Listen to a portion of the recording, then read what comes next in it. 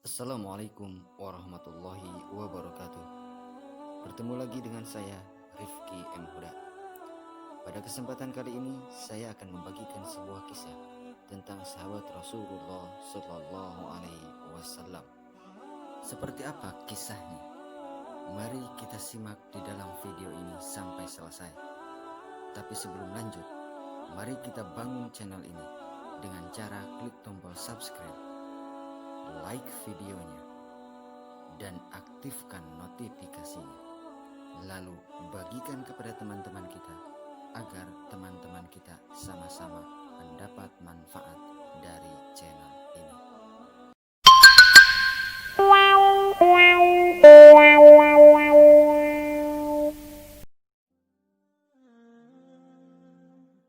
Sawad bin Ghaziyah radhiyallahu an adalah salah satu sahabat Rasulullah sallallahu alaihi wasallam.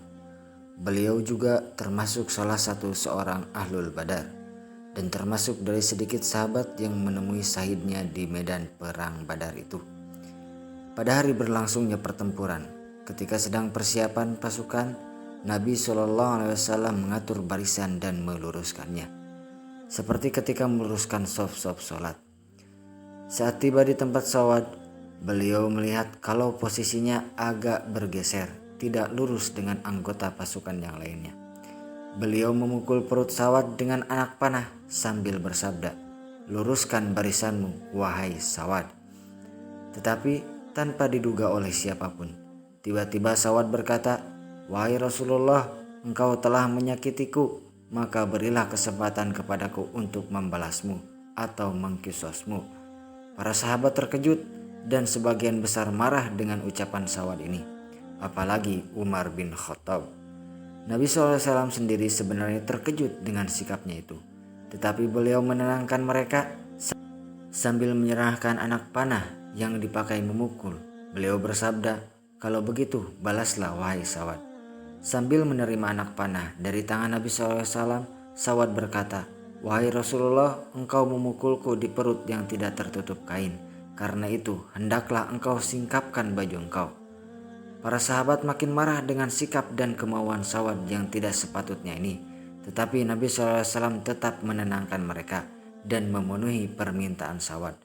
Setelah beliau menyingkapkan baju beliau, Sawad segera melemparkan anak panah tersebut dan memeluk perut Nabi SAW dengan erat sambil menangis bahagia, sekaligus meminta maaf kepada beliau.